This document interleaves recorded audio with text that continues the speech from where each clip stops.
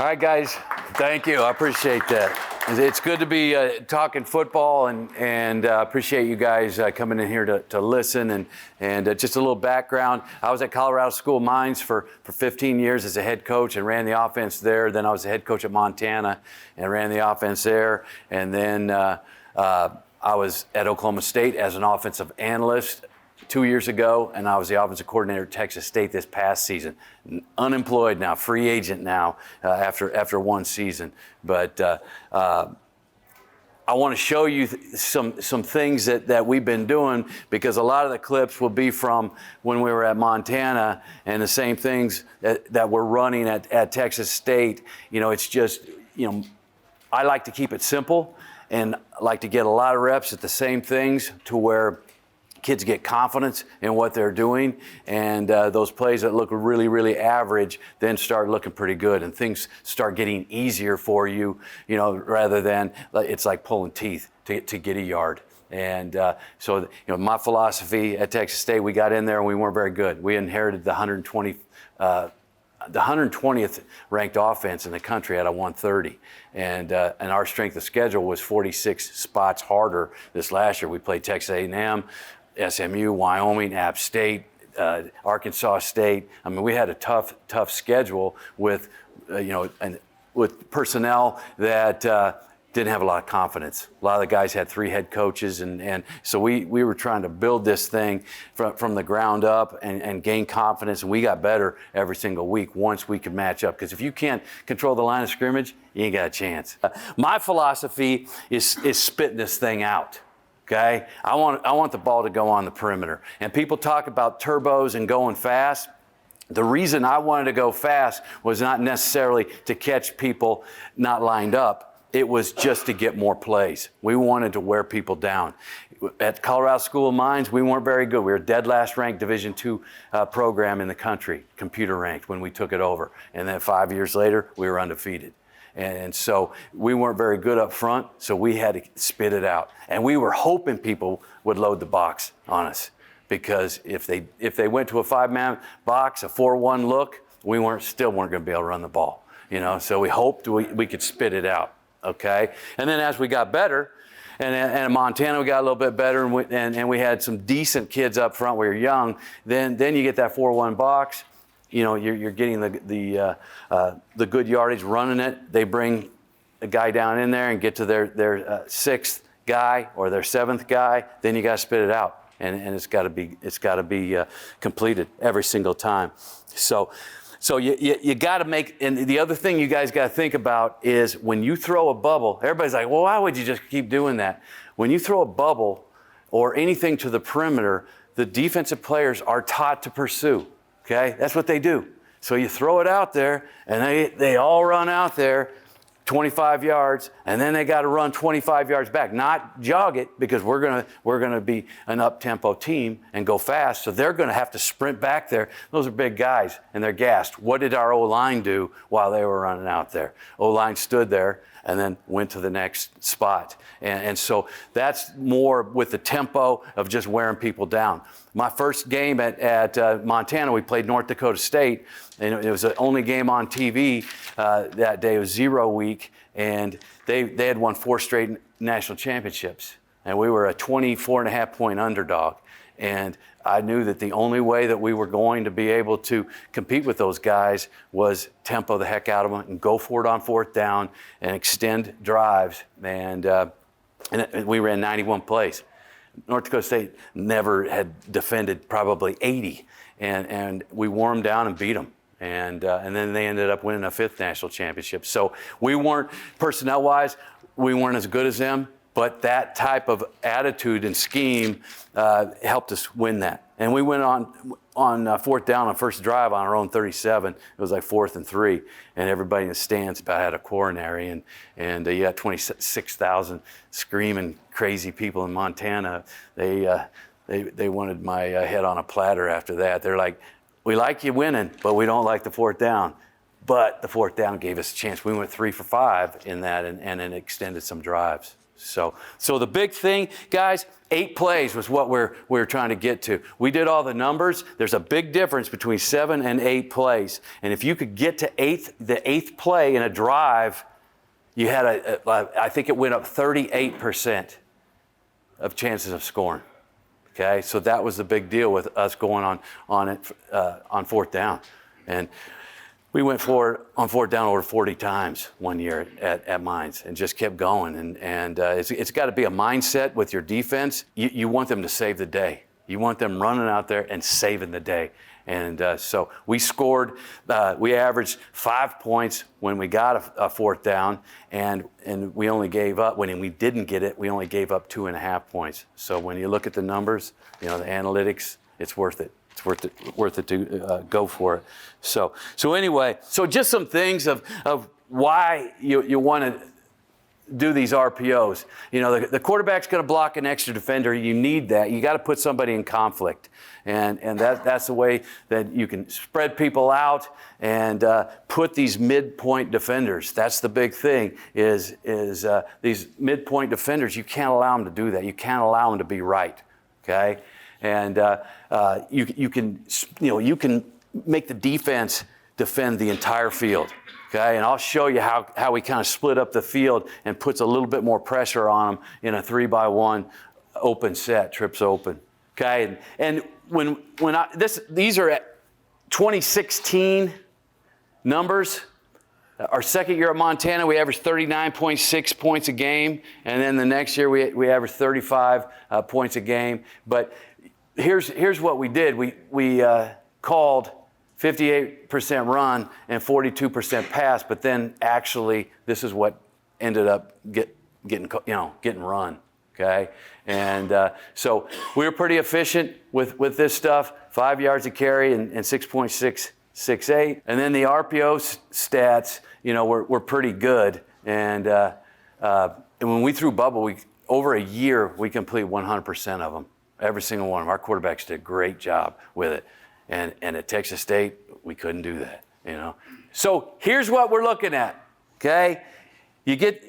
I love having 11 personnel in. We're going to keep it that way. We try to recruit the 6'4", 6'5" basketball player, and the bigger wide receiver. We got a kid out of Colorado Springs that started for us as a true freshman, and he had been a wide receiver and a wide out until his senior year, and he was 205 pounds. When he reported, he was 228, and he's going to be an NFL guy. I mean, he's a 47-foot triple jumper, just really a dynamic guy and powerful guy. But he was just young. He was 18 years old playing for us. So what we're trying to get this quarterback to realize is you got 3 for 2 and 2 for 1 on the backside. Now, if we're watching this safety and he wants to do this, okay, we can go up here to the single, which everybody's doing. We've been doing it for a long, long, long time. Now, what makes you nervous a little bit is this guy these stand-ups could get underneath that. Their angle of departure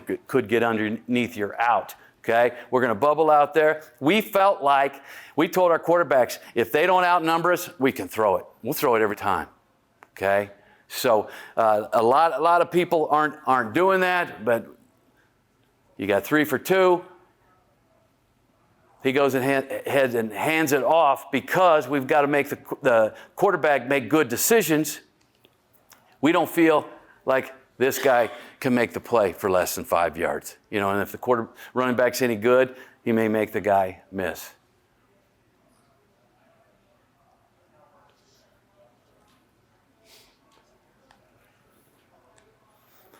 So we're basically running zone. And we're running inside zone, outside zone at Montana. And I've been watching a lot of LSU tape. And the cool stuff about they're going to get into this formation a ton. They run one run play. They run inside zone, and then they do everything off of it. But it's very, very, very simple. So it was fun to look at. And, 34 years, you got to hold, you got to keep doing what you believe in.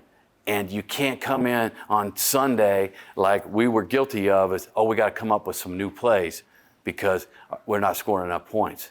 Well, if you go back and look at it, if we just block and we catch and we throw, all that stuff's good. But everybody's got to come up with new plays, and that wasn't us. It's not LSU. You've got to keep it simple as heck with the run game, if you're going to be doing all this stuff. So that's what I'm showing you. Here's a 3 for 2. It's just very simple. Now, we still don't think this guy can make an impact in there, so we handed it off. We've got an out down here. We could have thrown that.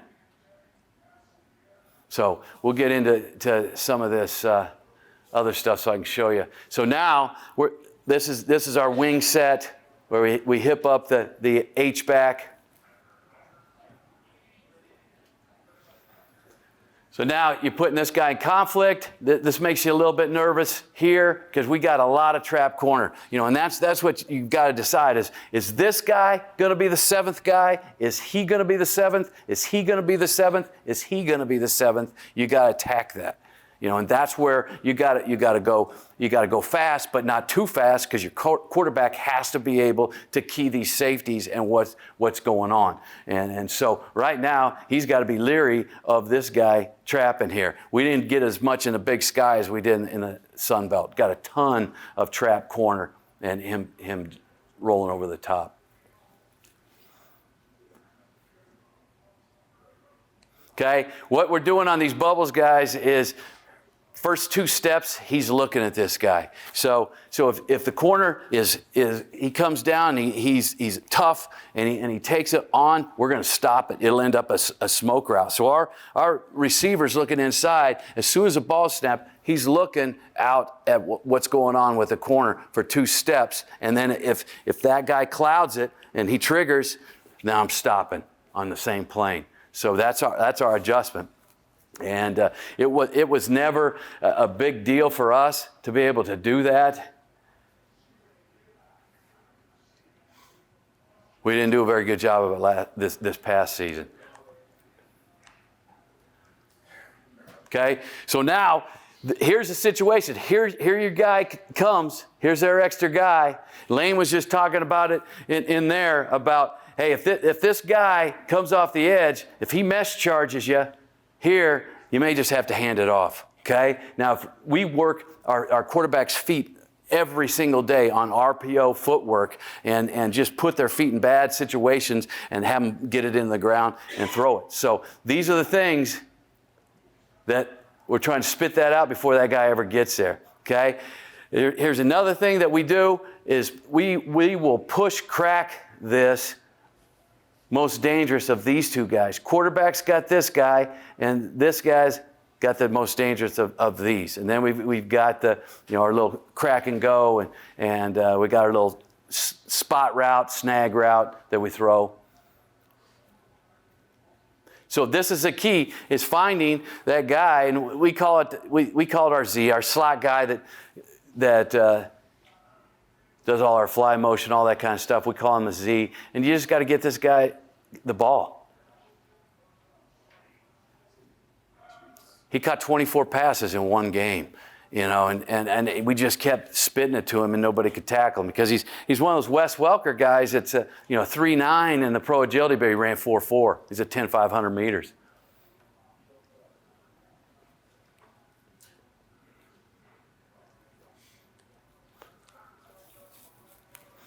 Okay, same thing. This is tough. They're going to try to mesh charge you, and you got to get it out. You get your back foot in the ground, and you got to transfer. And everything I talk with the quarterbacks is the back foot. Because so many kids want to stride when they throw. The throw starts with the ground, and it starts with plantar flexion of your back foot. So my feet, I do drills like this, and then I say hit, boom. And they got to put it in the ground. And they got to get it in the ground, and they got to transfer it with their back foot, and they can't stride, okay? Everything has to work from the ground up. You can't transfer weight with a stride or your arm. The weight transfers from the ground up with your back foot. So that's really important. And when I recruit these guys, I watch it. And if they can't transfer their weight with their back foot, we don't recruit them.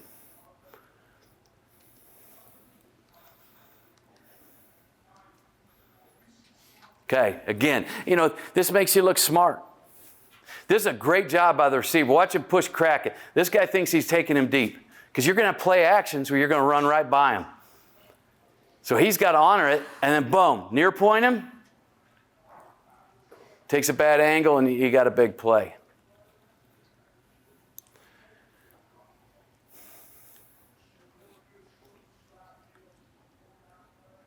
Okay, again, now this one, we'd like to be able to see this trigger and stop and just let him, he's going to go here. Let's just kick him out. Now we're one-on-one. You make one guy miss, and you got a big play. This was a hard thing for us to figure out. And he stays on the corner because he came up. Yep. Yeah, he's the most dangerous guy. He's going to push. If he's aggressive, you're going to stay on him. And if they both start coming down, then I'm going to show you the shout concept that's good if they're both down, and you can run by them on a couple different things.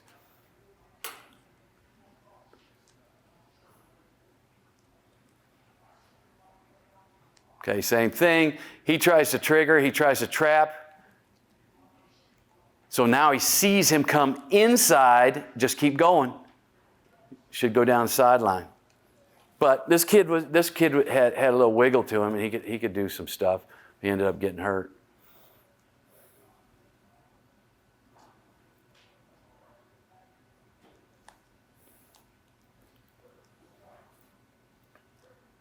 Okay, I'm going to get done with this. I want to go through.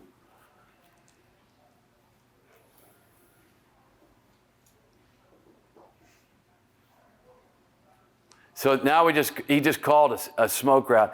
He felt like, okay, if this guy's going to come in, he's going to add to the box, then let's just smoke it here. Instead of trying to ball, let's just, right from the start, he can either run him off or just block this guy because we got the big cushion with the safety.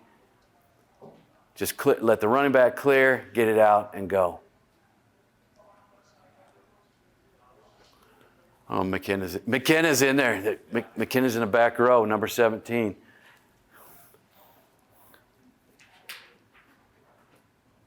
McKenna moved. He did a great job for us at quarterback. He moved to H and did an awesome job there. And then he was basically our number 4 quarterback. And our top 2 guys got injured, and our 3rd guy played like he was injured. And so McKenna saved us. It was awesome. We played the number 7 team in the country, and with McKenna quarterback, we beat them. It was pretty cool. So what do you call that run? Just it's whatever you call inside zone. Could be 12 or 13, whatever, and we tell this guy to seal it. So it's just, it could be, 13 seal. And then you have a default. Whatever you like, default it, all the time or for that week. So our default would be a speed cut out to the single receiver and a bubble to the field. Okay? And then you can change them, but we never felt like we needed to. And then I would start tagging them to give them some different stuff. All right, here we go. Same thing, same run play. Okay, this guy's getting aggressive on us, so we want to run a little 5-stepper right there. Okay, and we were messing around with this back in 16, 5 steps. Look in here, and we wanted him to replace 5 steps here, and we wanted him to replace on that same plane that this guy was at. I wanted that guy to get right there. So if we can't get that, we got that. So we got a way. Now we're going to run a quick slant and a 5-step hitch, and it's just the same stuff. And that was amazing to me to watch LSU. Now they do a lot more empty, but the same run play over and over and over again. And then they got some guys outside that they can get the ball to, and they make plays. And the quarterback managed it really, really well. Okay, this route, we call it a mini. It's a 5-step hitch, and it's got to be full 5 steps, and it's great against man.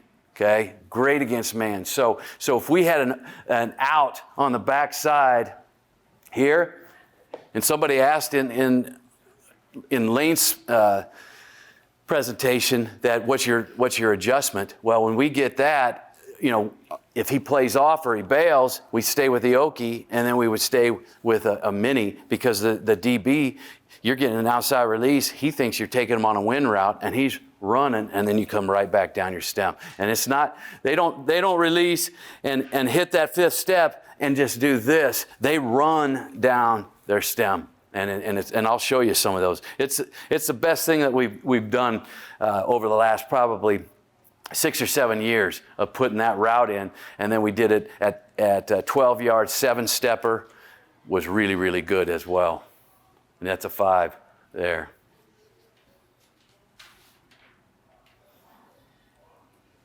Okay, so now now people are going to load up the box on you and say, hey, we'll get our hands on these guys, and we're going to play man. You get middle close, and heck, their safety's down in there. So our quarterback, he just checks to an inside fade. Jerry's fast enough. So we got stretch on right here.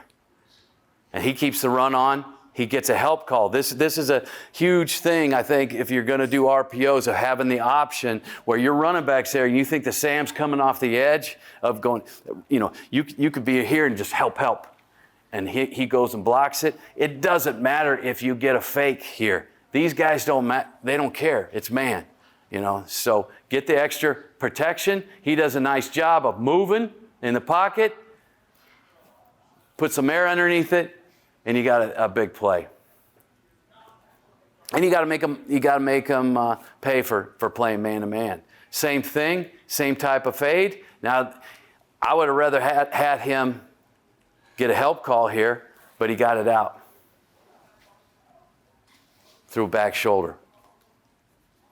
So as soon as when we throw these fades on the goal line, as soon as he turns, that's when you're putting the ball in the air. Right when he flips and you put it on his head, that's your target.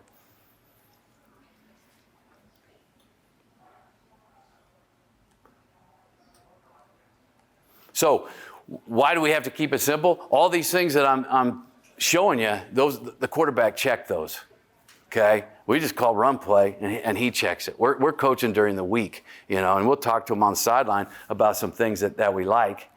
Okay, so now this is what I talked to you guys about. We're going to have this little, we call it shout route. It's like an old snag route or spot route in the West Coast. And he's going to bubble it, and it's going to be a bubble slant. But then you get the wheel. So those are the things that I can give him. I could give him a signal, and I could just tell him to think about something. He goes up, and he gets 2 down. 2 down man, middle close, go ahead and check it.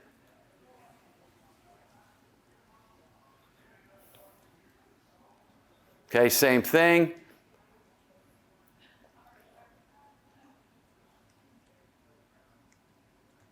Just a little crack and go. Crack and go. They start trading these off, because some teams will play down and then they start trading this off. You can't do that. And so now if they try to trade it off, we're going to crack and go and get this guy. And if he runs with him, he's got to be aggressive, because he thinks he's getting a push crack. That's how it sets this crack and go up. He's got to be aggressive. And then you've got a fast guy running the wheel, the bubble wheel.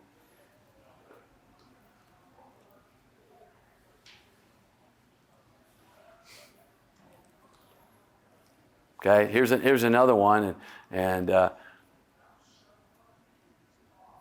this is our last year. Our quarterback breaks his leg. It's like the 3rd game, and the freshman goes in, and we're on the 1-yard line, and he checks the crack and go wheel.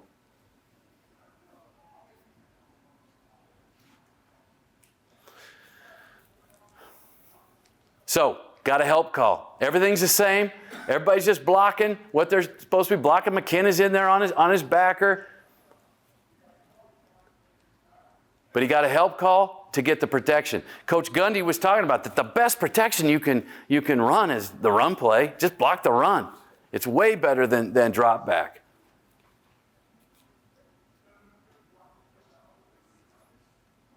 And if we felt like we were going to throw something that was too far down the field, if we were watching and we were getting close, or maybe the officials warned us that you're getting damn close, the next time we're going to call it, then when we get something a little bit deeper, we had a call for that. And it just told the O-line, don't go downfield. Hang on your double teams, okay? And it wasn't a deal where we said it and it turned into a protection where they didn't try to go downfield, but we were a lot thicker on our double teams. Okay, so we weren't just trying to get up to a backer. So at Texas State, we made that call as a Phoenix call, and just told them that just do what you're doing, but a little thicker. Give us a little bit more time to throw that dang thing. Okay, so here's, I'm showing you these formations because now we're going to get the ball to the X, of how you get the ball to every guy out there and truly make the defense defend the entire field. Okay, this makes me nervous, so you just got to have that out of the corner of your eye. He's off, you got some free access there. If he comes, let's throw it. He runs a 5-step mini. He must have, that was not our default, so he gave it to him. Okay, we got the bubble over here, and we got inside zone. But you can see, watch his feet. Gets his feet in the ground and then transfers. And we do a ton of those drills every day, every single day. Okay, just the backside. Here we go, because he knows he's got it. It's an easy 5-6 yards. Okay, he went ahead and smoked this one, so he had to signal this. This wasn't a default. He had this guy playing off, and this kid could run by this guy, so it's pretty good. And this kid could really, really get the ball out quick. So smoke is just a quick. It's just that now, just boom, just we basically try to push the corner. You'd like to push the corner where you're 1, 2, 3, really quick. 3, boom, and then widen a little bit and get the ball. And then it's tough. It's tough tackle, and then just little yards after catch.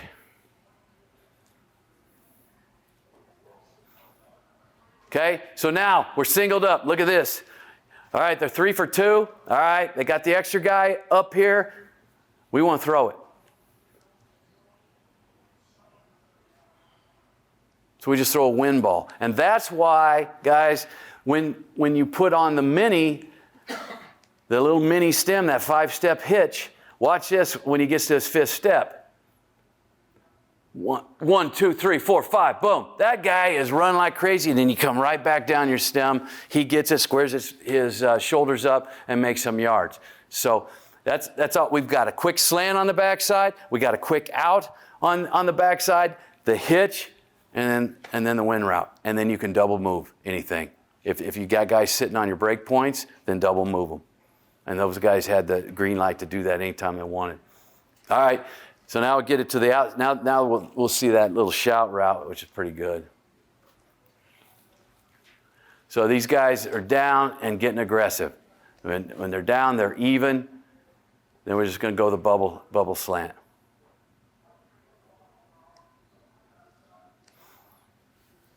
Got help here. They stay with the run. Everybody's got the run. We got a help call.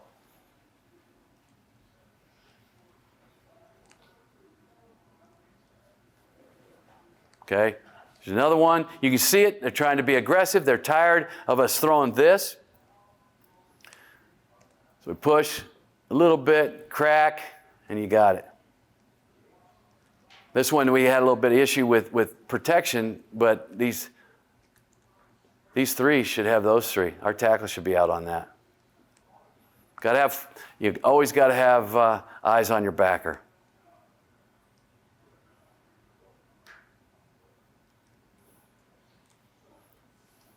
Okay, so now we're down on the goal line. Now you get this. They're aggressive. They got to play man, and he doesn't know what to do. Should I play the bubble? Indecision. And you get an easy touchdown.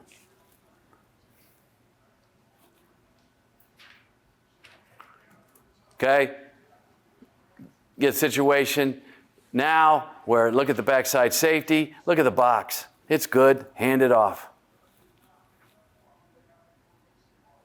And I'll tell you, I like these Okies, guys, because running the Okie, if you start getting the trap corners or the corner fires, the safety can't help you. It can't help them. Okay? So we run that four-step speed cut out, and if that corner traps, you just put it over his head, and the safety can't get there. So it's a nice little route that's built in, corner fire or trap.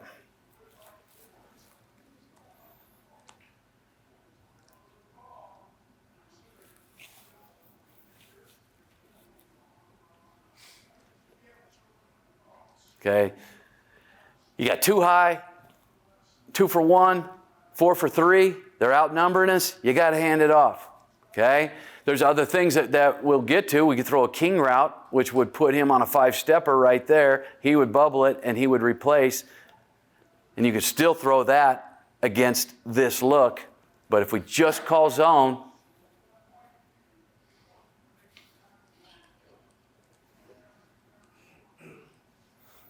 and then one of the questions in the other room was, how does the tackle know if he's locked on the backside?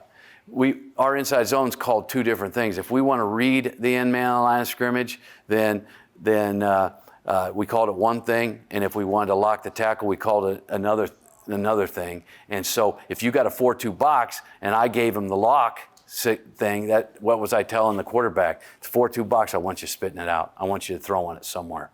Because we can't, we have to run read option if against a 4-2 box. If you get a 4-2 box, you're getting middle close, and you got all these things on the perimeter that are pretty good. So now we're going to get our H going. This was when we were first starting out. It should have been a 5-stepper, and he's making it look like he's blocking this guy, and then he's going to just curl it back in there. He forgot the curl part of it.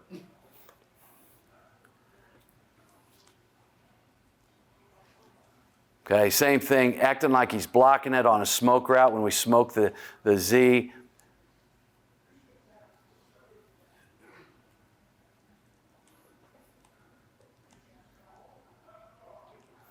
Okay, so now we're seeing leverage outside. He's way off, and he's leveraging outside. So we told our quarterback that, hey, let's go ahead and smoke the H, and we've got another term for that and another signal for him to just basically stand up and take the ball. Right there.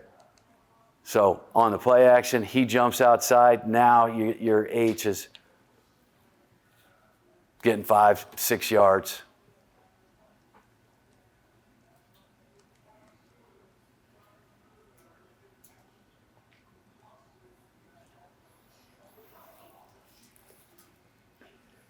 So this is our little seam that we put on with the bubble, and it's pretty good. So, because now what we're trying to do is a lot of people, and we did the bubble from number 3 some, but what we're trying to do is we're trying to split the field. You take a line and go right there, a line and go right there, and a line and go right there. So you're splitting in 4 different pieces rather than just having this part of it. This is a whole different deal. If these DBs want to outside leverage, then we're going to work this guy. If they want to go inside, now we're going to work these 2. So it gives us a chance. We can get, whoever's in the box is telling us how they're leveraged. Look what they are. They're 3 for 2 there. Okay. So leveraging outside like that, if we were trying to run bubble here, wouldn't be good. But we're going to run a seam, okay? And if this guy jumped back inside, now the bubble's good. He stays outside, now your seam's good. If this guy comes over and robs it, over here, a quarters team comes over and takes him, you got to hand it off, or take your single.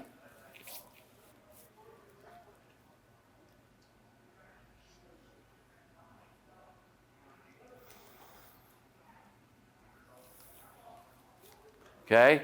Again, same thing. Look at them leveraged. They're he's getting outside, 3 for 2, but now they're bringing it. Sam C. Quarterback does a nice job there of just hanging in there, and that's where your footwork, man, you got to get your foot in the ground to make that throw.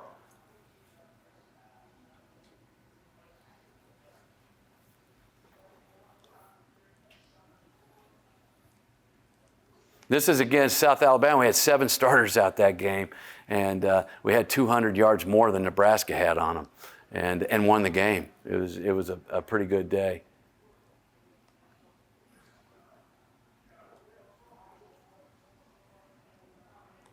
All right.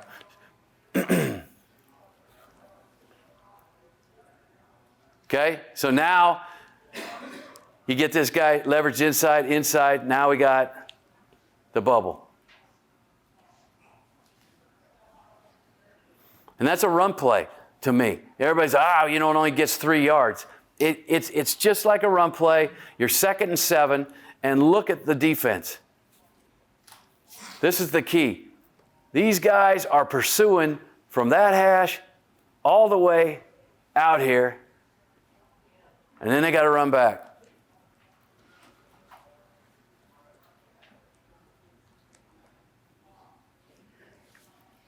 Okay, same thing. Now we're running bubble with the inside guy. Different signal, different name. Okay, getting it to Z in trips.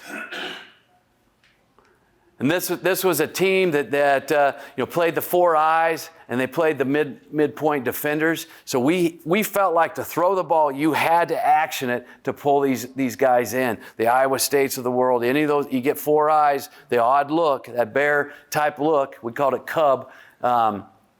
You got to get these guys to come in and then throw it. If you just drop back, you're going to be screwed in the pass, and if you run it, they're going to come in and you can't get them blocked. This guy's usually down in here, and as soon as it's run, he's coming in. He can't get him blocked, so you gotta RPO that. It's just getting that. And this was the game that kid had 24 catches.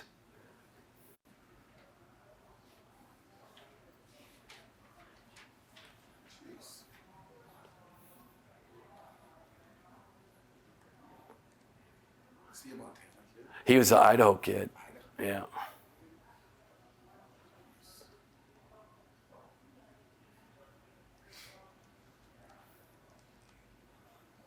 Okay, now here's one that you kind of like. You feel like you're middle closed.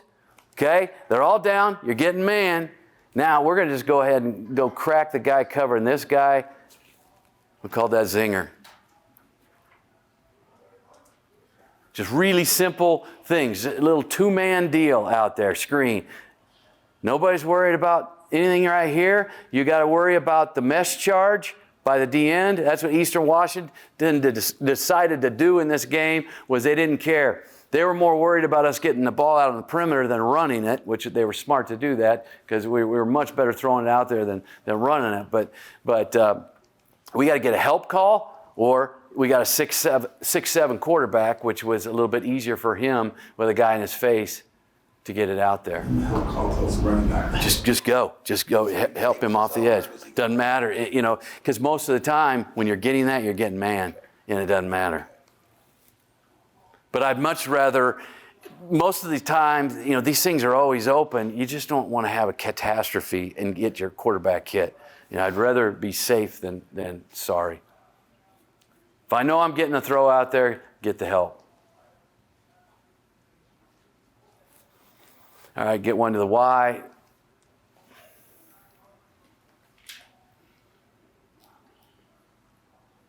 Okay, same thing. So he's going to take his guy in there. They're aggressive. They're 3 down, 3 for 3, 3 down, middle close. Think it's man. Okay, he's got to be aggressive. Now you got it.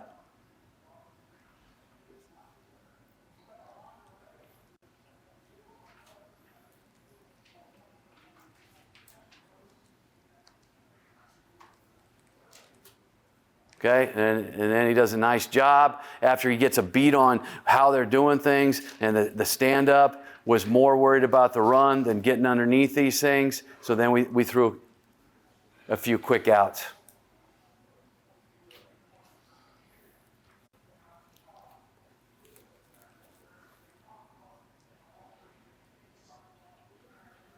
Okay, now here's your man adjustment. We got an Okie over there. He's pressed. Okay, so his adjustment's going to be that 5-step mini stem.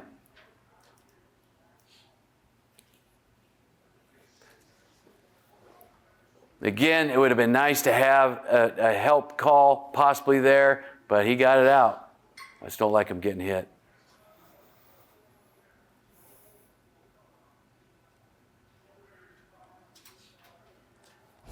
So you were saying at the end of the 5 steps, he actually comes back. Come right down. Because when you're running, here's the DB inside you, and now you hit your outside foot, and you shove him right on by and come right back down your stem. Because I think you bail people out when you do like the old comeback. You know, if you're doing this, if he's beat, he can still undercut it. Okay, or you come here and then try to go outside. Same thing. He can undercut it. He can't do that with this running it this way. And our 12-yarder, we throw it to the field on our mesh concept. We'll mesh the inside, and number one, we'll have a 12-yarder, and it's a 7-stepper instead of 5, and it's open. They have confidence throwing it. It's open all the time.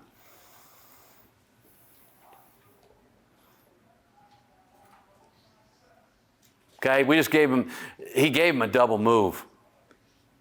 He just ran.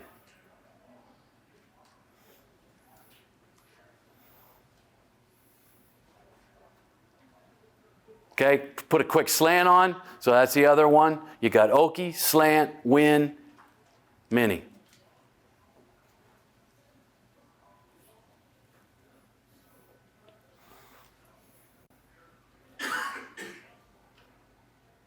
Okay, and then we did some 2x2 stuff. Is that still your big H, or do you sub?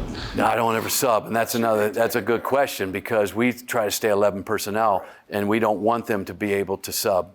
Okay, so we're going to try to run zone this way, and then our default will be the bubble, which usually turns into a smoke into the boundary. You know, if you're on the left hash and the 2x2 turns into a smoke. We just block these guys up. We can put something on, but if we're just reading this and we don't want to worry about this, we're going to block this up.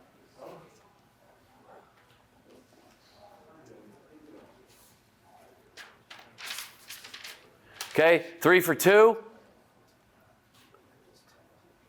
We got numbers over here.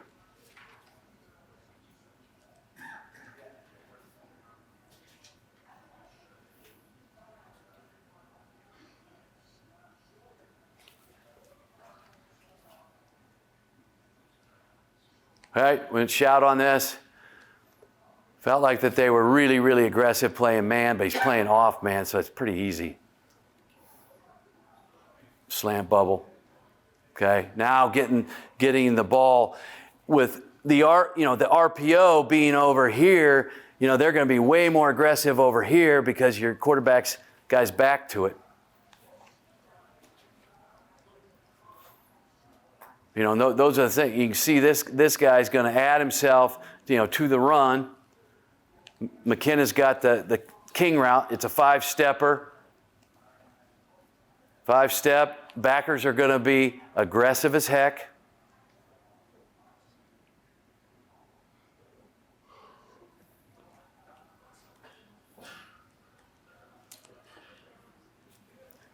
Okay, and then I'm going to show you these quarterback drills that we do every day. Can't get through all of them all the time, but we're doing something with those guys pretty much every day. And then when we do this next session, we're gonna start talking about all the same stuff, but now putting the fly motion with it. Okay, and then so it's simple for your O-line. That's the biggest key is your O-line's doing the same thing, but now we're violating eyes with the fly motion. That's what we're going to talk about. And I got a screen in the next hour that we kind of fell into, which was really, really, really good. Okay, this one was just to make sure that we're throwing that thing over the top. You know, they just go through these drills over the top, spinning it. You know, and another thing that we get these young quarterbacks, when you grip the ball, have them take their pinky off. That'll tell them if they're gripping it right. Okay? They can't throw it because some of them are strangling the ball and there's no space in there. And if you take the pinky off and just throw with the pinky off, then put it back on, it'll teach you where the ball needs to be and how the ball should come out of your hand. It's really a good deal. Our quarterback from 04 signed with the Broncos, and that was something that they did with him with the Broncos. I think it was Kubiak did it. And it was awesome. And then you go have a kid take his pinky off. He's like, I can't throw it. That's because you're not gripping it right. You know, it's not right. And that's why you don't throw, the ball doesn't come out great. You know, it's hard to catch. Your ball does this, nose dives.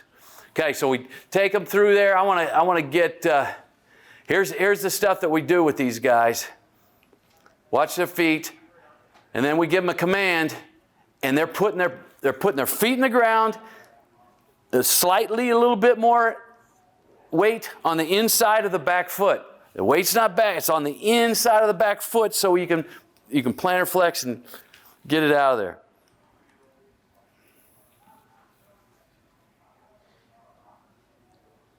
Okay, all that different stuff, just put their feet in bad situations and they got to get it back in the ground.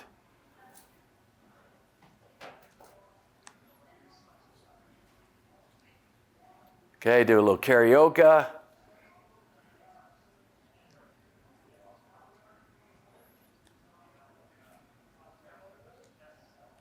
Okay, we run away, put our feet in the ground, which that one's a hard one. You got all your momentum going this way, and then you got to put your foot in the ground and use your back foot now to transfer it with all the weight going that way.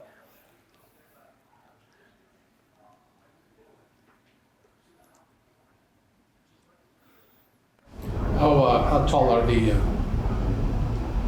PVC pipes there? They're the same dimensions as a soccer goal. Okay. Because we use a soccer goal. And we finally found a good use for a soccer goal, and so we used it with our quarterback drills. So that's a joke, but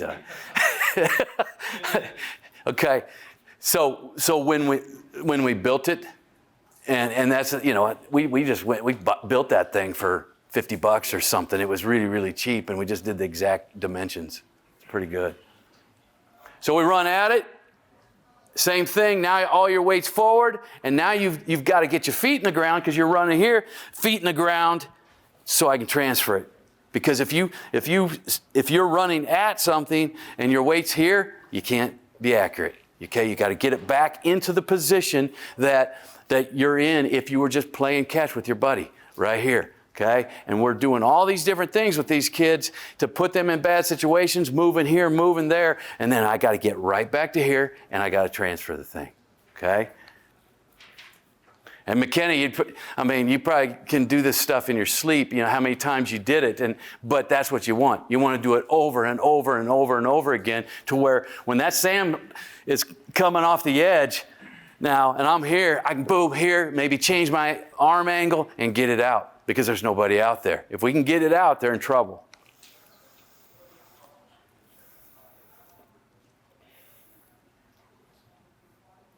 Okay. All right, now we work down the line. And it's on a command. I tell them when to go, and then I'll yell, hit, and they put their back foot in the ground.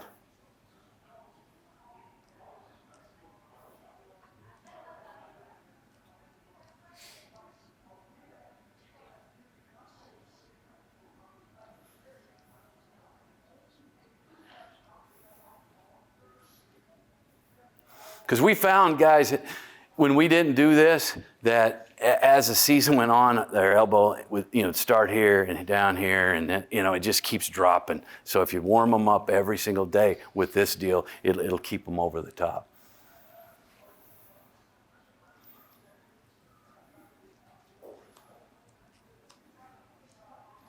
Okay, and then I just worked them through their drops. Whereas we go catch and throw.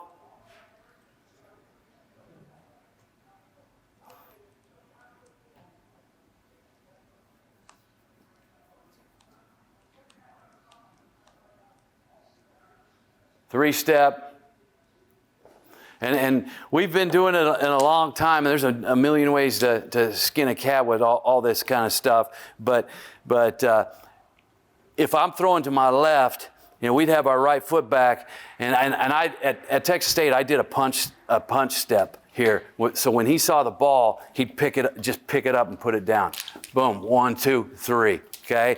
Now at Montana, we just had our right foot back and we just came out of there. And you can watch every quarterback in the NFL every Saturday, and one's got this foot there, one's got this one there. But what I felt like, it was a kick step to where if you came out of there, 1, 2, okay, then I wanted to kick it out.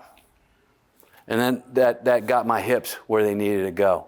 Okay, instead of going 1, 2, 3, and now what do I got to do? I got to swing it out there, and I'm not going to be very accurate. And throwing to our left was never a big deal. And now with the, 66% of the time we're going to be right-handed. Okay, so the singles back there, we're throwing a lot of quick routes over there. So now I can just go boom here, and I'm ready to go.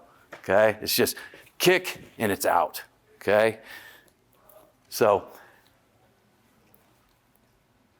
It's really good to and then this, and I think another good coaching point. Watch, they stop. Watch this, how we do this with the hitches. Stop. So it's a 3-in-1 hitch, okay? Because a lot of kids, they'll come out of there 1, 2, 3, and they hitch and they want to gather. And their heels are together, okay? And they're gonna, and when they stride, then the weight goes forward before it should. And so what our hitch was, we put it in the ground, and the way that you move in the pocket is always your back foot. I'm moving with my back foot. I'm not doing this with my back foot. If I get somebody to cross my face, I take my drop, somebody crosses my face, I'm moving with my back foot so I'm ready to trigger again. Or moving this way so I can trigger. So everything is with the back foot. Okay? So that's what we practice. We'll do a 3-step with 1 hitch and then 2 hitches. 1 hitch was 12 yards routes, and the 2 hitches was 16.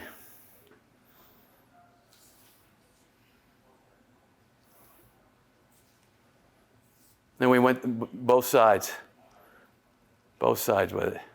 But you can see his feet, because I tell him, all right, if we're going to throw over there, we're going to catch and throw. You got to get your feet just like you're playing catch if he's over here when you're warming up. So when I catch that thing, boom, my feet need to be in the ground so I can get it out.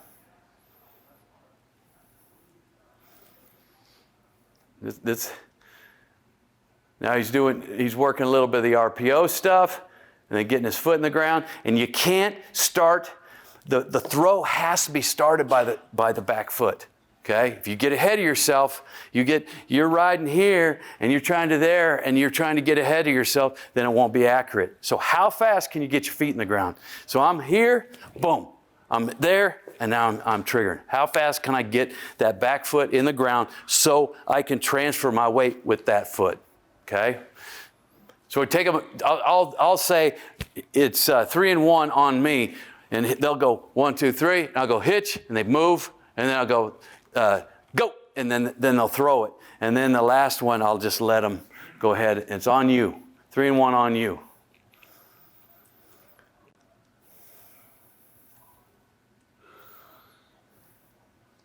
There you go. And you can see, look at his feet. You watch Drew Brees, Peyton Manning, the guys that they keep that nice base and they're moving with their back foot.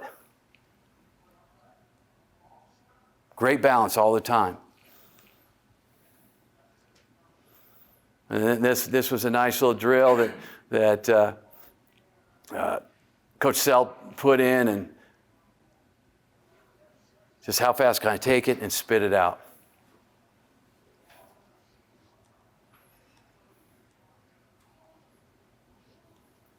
Just a little bit of movement, throwing in bad angles.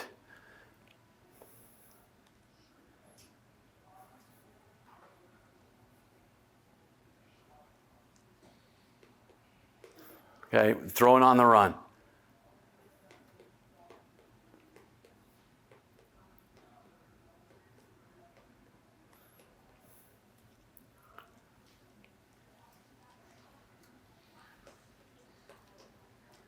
Okay, then we do a little drill where they're making a move and move with your back foot. You got to get out of there with your back foot, and those are everyday drills. And like I said, our quarterbacks probably got really sick of it. But if they're sick of a drill, then you've done something. You got it right. Some coaches, they've got a million drills. They're drill masters, and so they never get good at anything.